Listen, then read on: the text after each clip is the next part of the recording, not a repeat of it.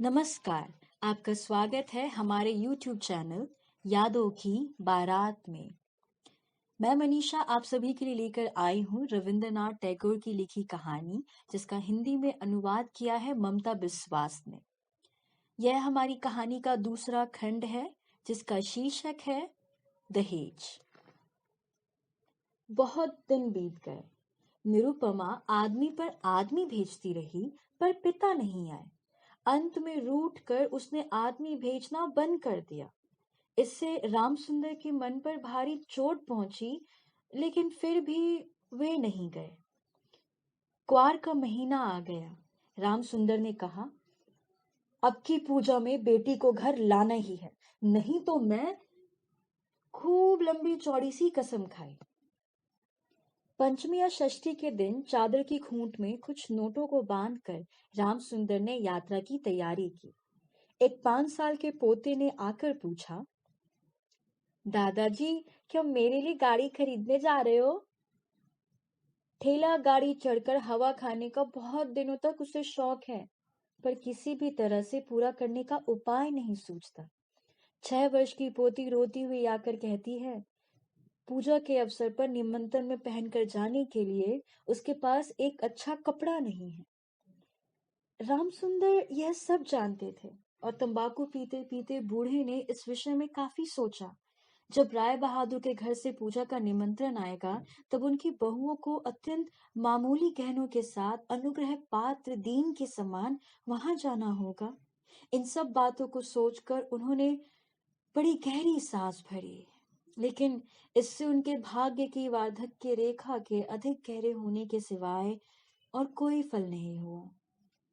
दैन्य पीड़ित घर की क्रंदन ध्वनि को कानों में भरकर वृद्ध ने अपनी समधी के घर में प्रवेश किया। आज उनमें यह संकोच का भाव नहीं।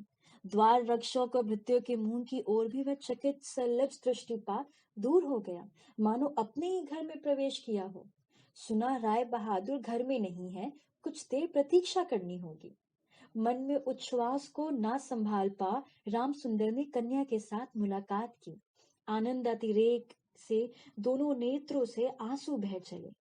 पिता भी रो रहे हैं, कन्या भी रो रही है। दोनों में से कोई बोल नहीं पा रहा है। ऐसे ही कुछ समय बीत गया। फिर रामसुंदर ने कहा, बेटी, अब की तुझे ले जाऊंगा, अब कहीं कोई रुकावट नहीं। इसी समय रामसुंदर के बड़े लड़के हरमोहन ने अपने दोनों छोटे बच्चों के साथ सहसा कमरे में प्रवेश किया। वे पिता से बोले, बाबूजी, तो फिर आपने हम लोगों को रास्ते पर बिठा दिया? रामसुंदर ने अचानक अग्नि मूर्ति हो कहा, तुम लोगों के लिए क्या मैं नरक में जाऊं? तुम लोग मुझे मेरे सत्य की रक्षा नहीं करने दोगे? रामसुंदर घर बेच बैठे हैं। लड़के कैसे भी कुछ जान ना पाए, इसके लिए अनेक उपाय किए, फिर भी वे जान गए हैं। जानकर उनके प्रति अचानक रुष्ट और असंतुष्ट हो बैठे। उनका पोता उनके दोनों घुटनों से यथाशक्ति लिपट मुंह उठाकर बोला, दादाजी, मुझे गाड़ी नहीं खरीदी। सिर झुकाए रामसुंदर ने कोई उत्तर नहीं दिया, तो नीरू के पास जाकर बोला, मुझे गाड़ी खरीदोगी बुआ? निरुपमा सारा मामला समझ गई। बोली, बाबूजी, यदि तुमने अब एक पैसा भी मेरे ससुर को दिया तो अपनी कन्या का मुंह फिर कभी नहीं देख पाओगे। तुम्हारी देह छूकर मैं कसम खाती हूँ। रामसुंदर ने कहा, राम राम, ऐसी बात नहीं कहते। फिर ये रुपए यदि मैं ना दे पाऊं तो तुम्हारे पिता का अपमान और तुम्हारा भी। नीरू बोली, रुपया देना ही अपमान है। तुम्हारी कन्या का क्या कोई सम्मान नहीं? क्या मैं केवल रुपयों की थैली भरूं? जब तक रुपए है तब तक मेरा दाम है। नहीं बाबूजी, ये रुपए देकर तुम मेरा अपमान मत करो। इसके अलावा मेरे पति तो रुपए नहीं चाहते। रामसुंदर ने कहा, बेटी, तब वे तुम्हें जाने नहीं देंगे। निरुपमा बोली, ना जाने दे तो क्या कर सकते हो, बोलो।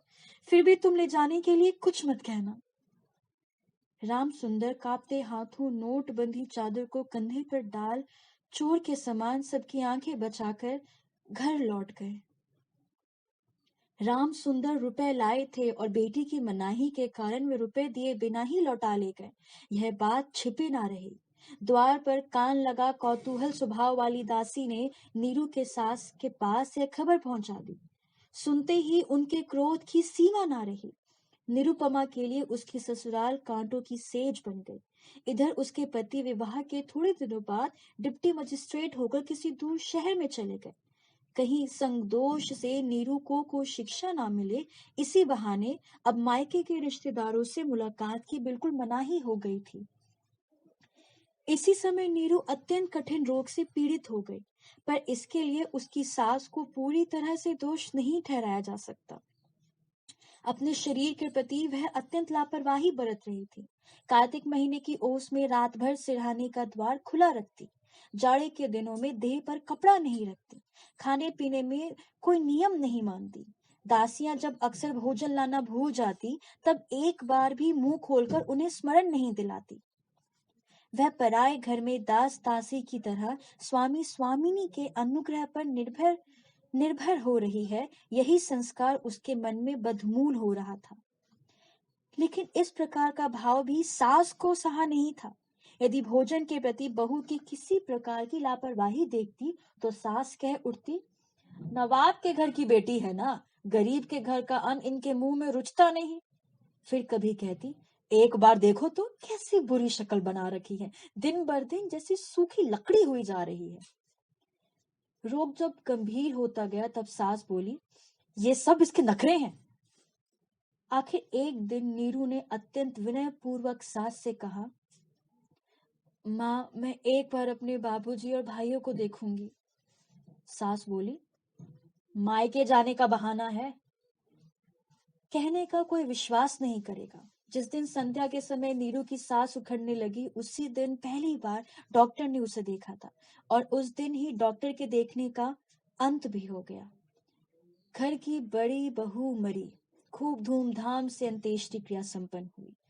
जिले में प्रतिमा विसर्जन समारोह के बारे में राय चौधरियों की जैसी बड़ी लोक प्रसिद्धि है, बड़ी बहू की अंत्येष्टि संबंधी राय बहादुरों की बहुत ही ख्याति फैल गई। ऐसी चंदन काठ की चिता इस इलाके में कभी किसी ने ना देखी। ऐसे समारोह से श्राद्ध अनुष्ठान भी केवल राय बहादुर के घर में ही संभव था। सुना जाता है इससे उनके ऊपर कुछ कर्ज भी हो गया। राम सुंदर को सांत्वना देते समय उनकी बेटी की कैसे महासमारोह के बीच मृत्यु हुई, सभी ने उसका बड़ा विस्तृत वर्णन किया। इधर डिप्टी मजिस्ट्रेट का पत्र पहुंचा, मैंने यहाँ सारा बंदोबस्त कर लिया है, इसलिए मेरी पत्नी को फौरन यहाँ भेज दे। राय बहादुर की श्रीमती ने लिखा, बेटा, हमने तुम्हारे लिए एक दूसरी लड़की का रिश्ता तय किया है, इसलिए छुट्टी लेकर फौरन चले आओ। इस बार 20,000 दहेज और हाथों हाथ अदायगी।